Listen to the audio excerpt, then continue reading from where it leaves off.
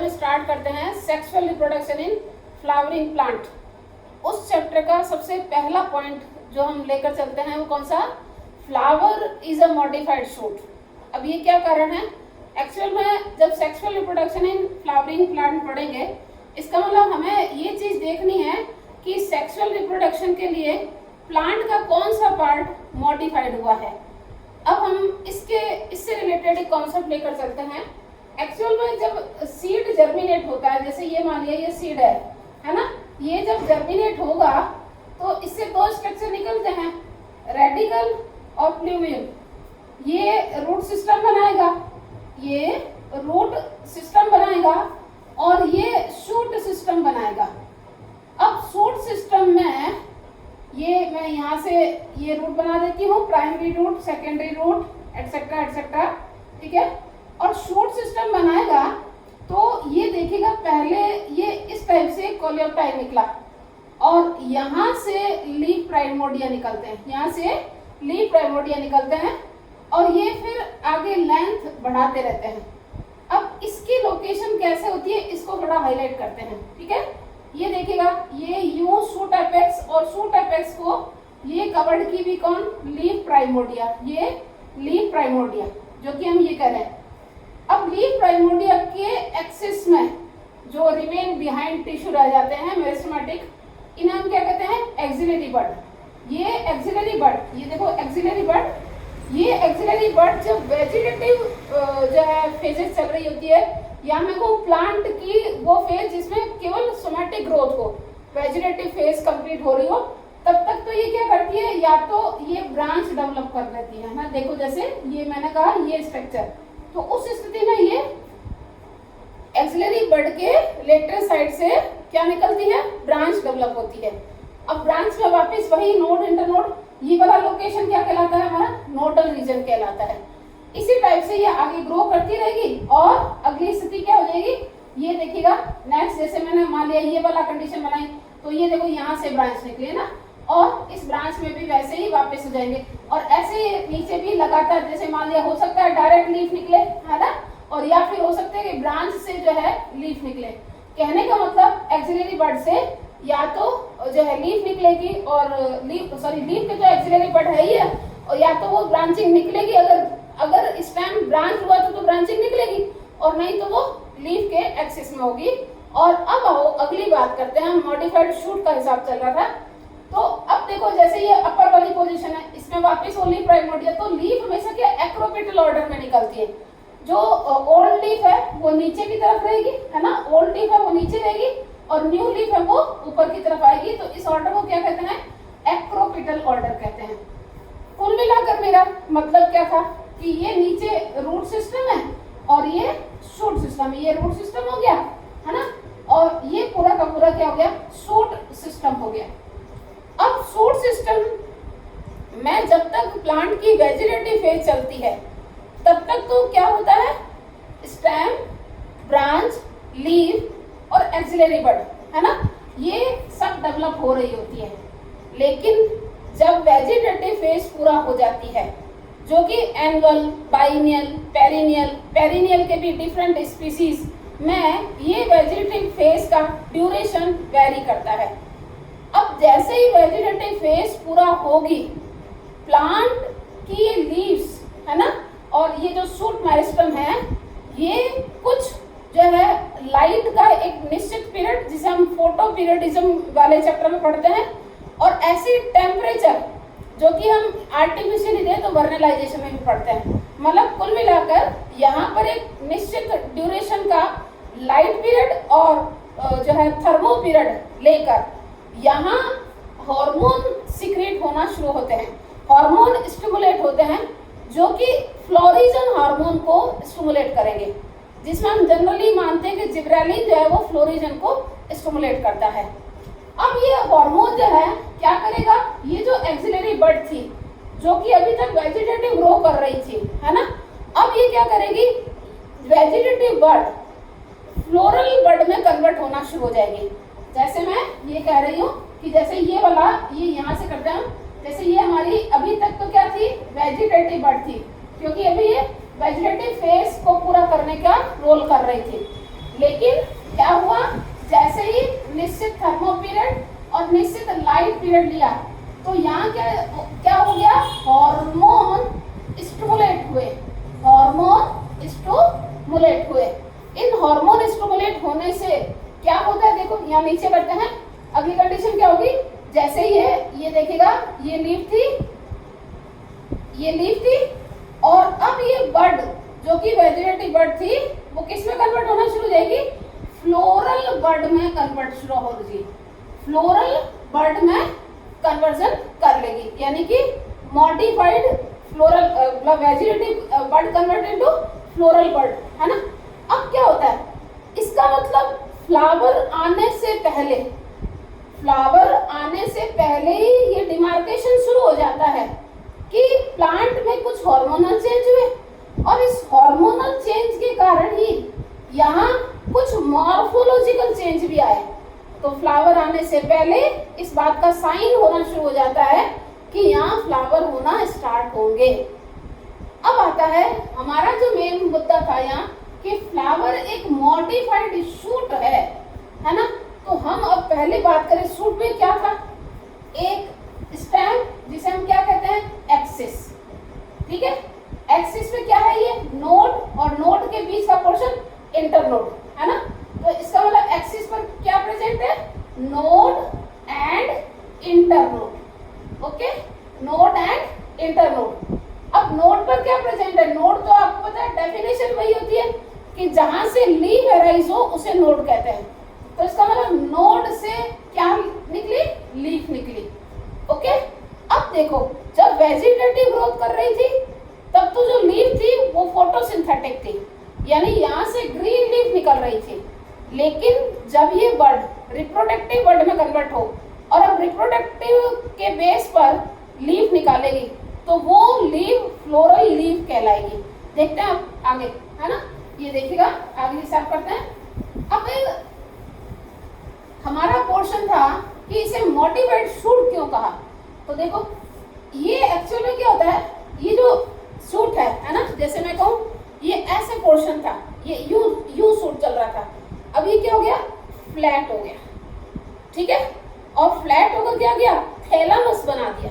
तो अब आप देखो, मेरी बात सुनो, जैसे मैं इसको ही देखती हूँ, ये नोड, ये नोड, ये नोड और ये इंटरनोड, और अब ये फ्लैट हो गए तो ऐसी शक्ल में आ जाएंगे, है ना।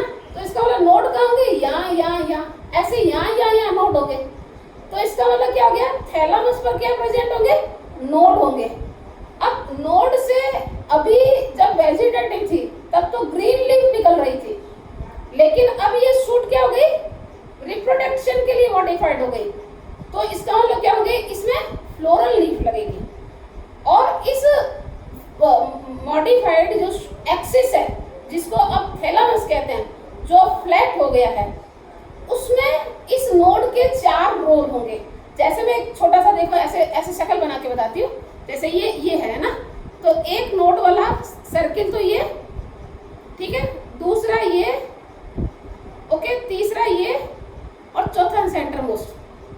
तो ये क्या था, ये आउटर मोस्ट रोल था, तो इसे कहते हैं हम फर्स्ट नोड, ठीक है। फिर सेकंड नंबर, फिर थर्ड नंबर और फिर सेंटर मोस्ट यानी फोर्थ नंबर। तो आउटर से इनर की तरफ चलना है। अब जो आउटर मोस्ट था उस पर तो लीव्स अभी तक ग्रीन ही है। तो आता है, देखें अब चेंज क्या हुआ, मैंने क्या बोला था कि ये नोड था और ये क्या हो गया, फ्लैट हो गया, फ्लैट हो गया। तो इसकी शक्ल कैसी हो गई, ये देखिए क्या यूं हो गई, ये बिल्कुल एक्सिस है ना, वो एक्सिस ही है ये, या जिसे मैं क्या कहूँ, स्टेम। तो स्टेम अब क्या कहलाया, थैलामस। स्टेम अब क्या कहलाया, थैलामस। और इसका नीचे का ये वाला पार्ट क्या कहलाया, पेडिसल, है ना, पेडिसल।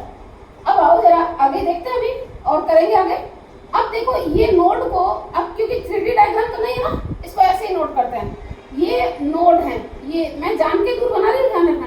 हालांकि ये क्या हो गया, वेल कंडेंस्ड है।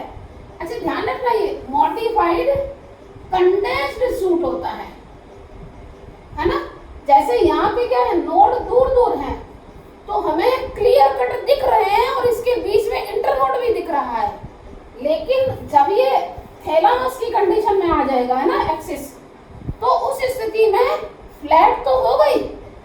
में कंडेंस्ड भी हो जाएगा, मतलब कि इंटरनोड की जो पोजीशन दिखाई ही नहीं देगी, है ना। तो ये देखो ऐसे है, ये नोड है सारे में जो बना रहे हैं ना ये ब्लैक डॉटेड, ये नोड है। बस मैं आपको एक से रिकॉग्नाइज हो, कम से कम आपको पता चलेगा आखिर ये है क्या, इससे मैं इसको थोड़ा सा हाईलाइट कर रही हूँ। अब देखो क्या हुआ, सबसे आउटर मोस्ट थी, इसमें अपने क्या बनी, ये ग्रीन, अभी तक लीफ जो है वो ग्रीन ही पड़ी है ना। और इसको हम क्या कहते हैं, सेपल कहते हैं। सेपल मिलकर सबसे आउटर रोल बनाता है, उसे क्या कहते हैं, कैलिक्स कहते हैं। सेपल मिलकर आउटर रोल बनाता है जिसे कैलिक्स कहते हैं। आइए अंदर, इसके बाद का जो सेकंड नंबर नोड पर निकलते हैं वो क्या निकलते हैं, कलरफुल होते हैं, लार्ज साइज के होते हैं और उन्हें हम क्या कहते हैं, पेटल कहते हैं। ओके, तो ये क्या हुए, पेटल्स, एक को पेटल्स हो जाएंगे, ज्यादा पेटल्स हो जाएंगे, और पेटल्स मिलकर जिस रोल को बनाते हैं उसे कोरोला कहते हैं। ओके, अब आओ जरा, थर्ड नंबर जो रोल है उस पर निकलता है माइक्रोस्पोरोफिल, है ना। तो ये देखिएगा, ये माइक्रोस्पोरोफिल, डिटेल डिस्कशन हम सबका बाद में करेंगे, अभी हम सिर्फ मॉडिफाइड शूट क्यों कहते हैं उसका हिसाब कर रहे हैं। तो ये देखिएगा, ये माइक्रोस्पोरोफिल जिसे हम क्या कहते हैं बच्चा, स्टेमन, स्टेमन। आगे इसके पार्ट को डिफरेंशिएट करेंगे, ठीक है। और अगला लास्ट में जो सेंट्रल मोस्ट होता है वो होता है मेगा स्पोरोफिल, जिसे हम क्या कहते हैं, पिस्टिल या गाइनोशियम, पिस्टिल या गाइनोशियम कहते हैं। ओके, और इसके अंदर क्या होगा, जैसे इसमें होंगे माइक्रोस्पोरेंजियम, माइक्रोस्पोरेंजियम, माइक्रोस्पोरोफिल के अंदर माइक्रोस्पोरेंजियम, यहाँ क्या होंगे, मेगा स्पोरेंजियम, जिसे क्या कहते हैं, ओव्यूल कहते हैं।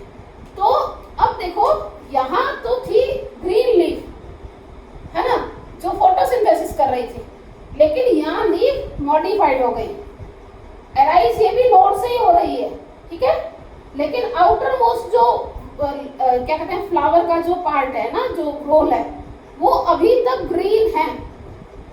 क्यों, क्योंकि ये दो काम करता है, एक तो ये अंदर के, क्योंकि एक्चुअल में फ्लावर मॉडिफाइड हुआ क्यों है, मतलब मैं ये कहूँ कि फ्लावर जो है क्यों बना ना, सूट जो है मॉडिफाइड होकर उसने फ्लावर क्यों बनाया, तो आपको पता है, क्योंकि फ्लावरिंग प्लांट है ये एंजियोस्पर्म, तो ये सेक्सुअल रिप्रोडक्शन के लिए मॉडिफाइड हुआ है ना, सेक्सुअल रिप्रोडक्शन के लिए, है ना, ड्यू टू सेक्सुअल रिप्रोडक्शन ये मॉडिफाइड हुआ है। इसका मतलब क्या होना चाहिए कि इसके ऊपर क्या होना चाहिए, सेक्सुअल ऑर्गन होने चाहिए, है ना। और ये सेक्सुअल ऑर्गन कौन से होते हैं आपको पता है, mail reproductive structure and female reproductive structure. Mail reproductive structure कौन है यहाँ, स्टेमन, ठीक है, स्टेमन, जो वास्तव में कौन है, माइक्रोस्पोरोफिल।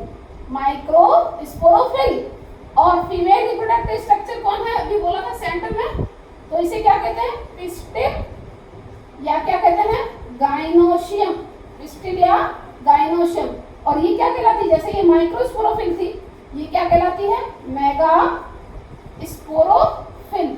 ओके, तो अब अच्छा, अभी इसका मतलब मेरे कहने का मतलब क्या था कि ये सेक्सुअल रिप्रोडक्शन के लिए मॉडिफाइड हुआ है। तो ये जो सेक्सुअल रिप्रोडक्टिव स्ट्रक्चर है ना, जो मेल और फीमेल, इसके प्रोटेक्शन का काम करता है कौन, सेपल, क्योंकि इसके अंदर microsporogenesis, male gametogenesis, megasporogenesis, female gametogenesis, ये प्रोसेस चलती रहती है। तो इसके प्रोटेक्शन का काम कौन करता है, सेपल करता है। ये कैसा होता है, जनरली ग्रीन होता है। अब ग्रीन होता है इसका मतलब ये पक्की बात है, साथ में क्या करेगा, फोटोसिंथेसिस भी करेगा। और इस नेचर के कारण ये क्या करता है, फ्लावर को जो है क्या कहते हैं, ऑटोट्रॉप्स यानी इंडिपेंडेंट बनाए रखता है। ऐसा नहीं कि फ्लावर को फूड के लिए किसी और पर डिपेंड करना पड़ेगा, है ना। तो ये इंडिपेंडेंट बनाए रखता है। क्लियर फंडा। अब अच्छा, दूसरा एक और देख लेना आपको, ये किस पर प्रेजेंट होता है, फर्स्ट नोड पर। अब आ जाइए पैटर्न, पूरे रोल को कोरोला और इसकी यूनिट क्या कहलाती है, कैलिक्स, सॉरी पैटर्न। जैसे पूरे रोल को कैलिक्स और इसकी यूनिट क्या कहलाती है, सेपल। पूरे रोल को कोरोला और कैसे होते हैं? कलरफुल। हाँ, कभी कभार होता है वो जो बाद में बता दूंगी, कलरफुल होते हैं, और जब इनकम्प्लीट फ्लावर होता है तब की बात अलग है। तो जनरली ये कैसे होते हैं? कलरफुल होते हैं, ठीक है। दूसरा, जब ये कलरफुल है, इसका मतलब मेन काम क्या है इसका? अट्रैक्शन करना होता है ना। और अट्रैक्शन किसके लिए?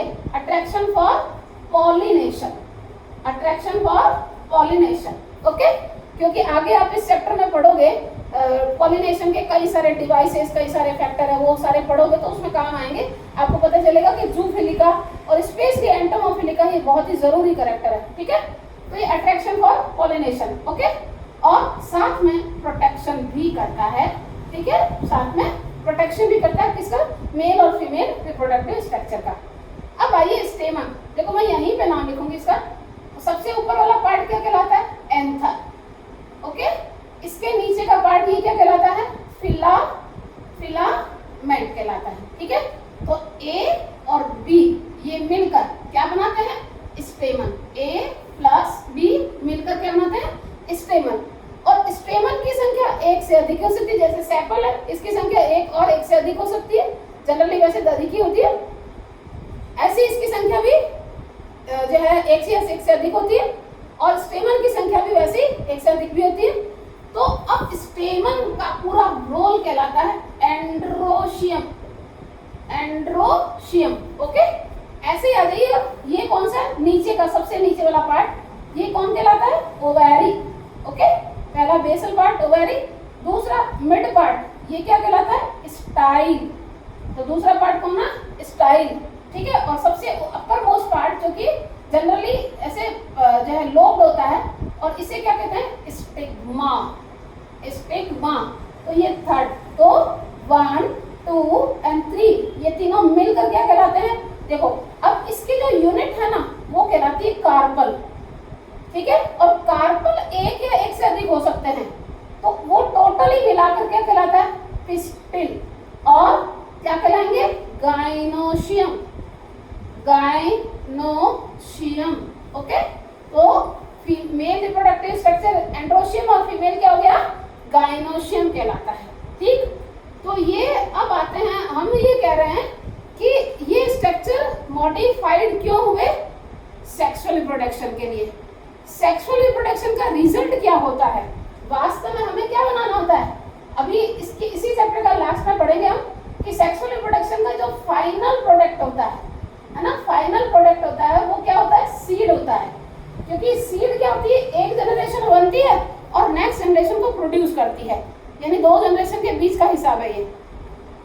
अब सीड बनता है किससे? एम्ब्रियोजेनी से बनता है ना। जाइगोट वेरियस टाइप के डिवीजन करेगा और सीड बनाएगा।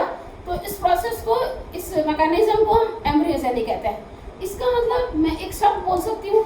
पहली बात तो क्या था? वो जो सूट है वो मॉडिफाइड हुआ और उसने फ्लावर बनाया, है ना। वरना तो क्या था? एक्साइल्स जो एक्सिलरी बर्ड था, या टर्मिनल बर्ड भी हो सकती है, जाना ना, बर्ड एक्सिलरी भी हो सकती है और टर्मिनल भी हो सकती है, ठीक है। जब वेजिटेटिव फेज होती है तो टर्मिनल बर्ड क्या करती है? लेंथ बनाती है, बर्ड का मतलब ग्रोइंग रीजन। और एक्सिलरी बर्ड क्या करती है? अगर ब्रांच स्टेम होगा तो ब्रांचिंग डेवलप करेगी। लेकिन जब फ्लोरल चेंज जो है, हार्मोनल चेंज होते हैं, उसके कारण मॉर्फोलॉजिकल चेंज होते हैं, तो ये जो वेजिटेटिव सूट है वो जो पहले वेजिटेटिव सूट बना रही थी, अब वो फ्लोरल बड में कन्वर्ट हो जाएगी। और फ्लोरल बड में कन्वर्ट होने के कारण वो जो ग्रीन लीव्स थी उसकी जगह ये लीव्स, फ्लोरल लीव कौन कौन? सेपल, पेटल, स्टेमन और कार्पल, ये चारों क्या कहलाते हैं? फ्लोरल लीव्स कहलाते हैं। अब इसका मतलब मैं अगर एक बायोलॉजी के हिसाब से बात करूं, क्योंकि कॉमन मैन तो क्या करता है? फ्लावर का मतलब एक एस्थेटिक वैल्यू रखना, है ना, रिलीजियस वैल्यू रखना, या अलग प्लेजर जो है रखना। तो कहने का मतलब वो अलग अलग व्यू से फ्लावर को देखता है। लेकिन अगर मैं एक बायोलॉजिस्ट की बात करूं, है ना, एक साइंटिस्ट है, या मैं ये कहूँ आप और हम भी हैं जो बायोलॉजी की स्टडी कर रहे हैं, तो उसके हिसाब से फ्लावर क्या है? अकॉर्डिंग टू बायोलॉजिस्ट ये कह रहा है कि ये मॉर्फोलॉजिकल एंड एम्ब्रियोलॉजिकल मार्वल कहलाता है। है ना, मॉर्फोलॉजिकल और एम्ब्रियोलॉजिकल मार्वल कहलाता है। मॉर्फोलॉजिकल तो इसलिए क्योंकि देखो कितना ही मॉडिफाइड हुए, कहाँ एक सिंपल ग्रीन लीफ थी और कहाँ ये देखो इतना मॉडिफाइड हो गई। इसका डिटेल अब अगले पॉइंट में करेंगे, जब अगला वीडियो आएगा उसमें करेंगे हम इनके सबके डिटेल करेंगे, ठीक है। तो कैसे मॉडिफाइड हुए थे ये, ठीक है। तो ये अच्छा मॉर्फोलॉजिकल तो इसलिए बोला और एम्ब्रियोलॉजिकल इसलिए बोला क्योंकि इसमें मेल और फीमेल रिप्रोडक्टिव स्ट्रक्चर बने हैं, मेल फीमेल गैमेट बनेंगे, इन्हीं में जो है इन्हीं में फर्टिलाइजेशन होगा और इसी से सीड बनेगा और इसी से नेक्स्ट जनरेशन बनेगी। इसका मतलब एम्ब्रियोलॉजिकली बहुत आश्चर्य सी स्थिति है कि कितना मॉडिफाइड हो गया है, ठीक है। अब देखो अगला एक पॉइंट है, ये हमारा डायग्राम था, ये देखो साफ करते हैं, है ना। अगला एक जो क्वेश्चन है कि आप कैसे कह सकते हैं कि ये मॉडिफाइड शूट ही है ना, मॉडिफाइड शूट ही है, तो ये बात आप कैसे कह सकते हैं, है ना। तो गोथे नाम के एक साइंटिस्ट हैं जिन्होंने इसकी एविडेंसी दी, है ना, एविडेंसी दी कि नहीं फ्लावर जो है वो मॉडिफाइड शूट होता है। तो मतलब क्या होता है, जिसमें नोड और इंटरनोड प्रेजेंट हो, है ना।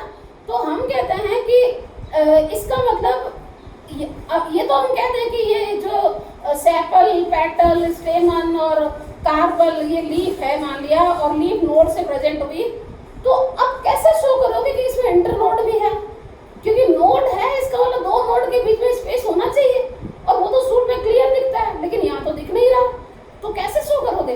तो गोथे ने एक एविडेंसी के बेस पर एक कुछ टर्म दिए जो कि अलग अलग फ्लावर में एविडेंट करते हैं, अलग अलग में सबके अलग अलग एग्जाम्पल। आपके वैसे इतना एग्जाम्पल का नहीं आता, पर फिर भी हमें कुछ चीज इसमें करनी है। कैसे, देखो ये क्या कहना चाह रहा है, देखो जैसे ये था, अब इसको थोड़ा सा फैलाऊंगी मैं, हालांकि जो टर्म बोल रही हूँ वो अलग अलग फ्लावर में, पर मैं एक ही में बना रही हूँ, ठीक है। जैसे बात क्या कहना चाह रहा है, जैसे ये मान लिया थैलामस है, ये थैलामस है, ठीक है, और ये आउटर मोस्ट नोड है, ओके। मैंने फिर कहा कि मैं अभी टर्म लिखूंगी वो अलग अलग एग्जाम्पल है, अलग अलग फ्लावर में है, बट मैं एक में ही बना रही हूँ, ठीक है। तो ये देखो सबसे पहले जैसे ये सबसे पहले ये थे सेपल, है ना, ये सेपल थे। अब इनके नोड और पेटल के नोड, ये पेटल का नोड है ना, इन सेपल और पेटल के बीच का नोड के बीच का जो इंटरनोड है, अगर वो इलोंगेटेड हो जाए, वरना तो क्या होगा, ये फ्लैट होगा, है ना, वरना तो ये फ्लैट होगा, ओके। तो अगर ये इलोंगेटेड हो जाए, यानी ऐसे ट्यूबरस लाइक स्ट्रक्चर बना दे, मैंने कहा ना फिर एक इमेजिनरी डायग्राम है ये, तो उसके लिए वर्ड आता है एंथोफोर, एंथोफोर। एक बात ध्यान रखना, जहाँ फोर वर्ड लिखा है इसका मतलब होल्ड करने वाला। देखो एंथस वर्ड का मतलब पंखुड़ी होता है सामान्य भाषा में, है ना, एंथस मतलब वास्तव में पेटल को हम एंथा कर वर्ड कहते हैं ना, ठीक है।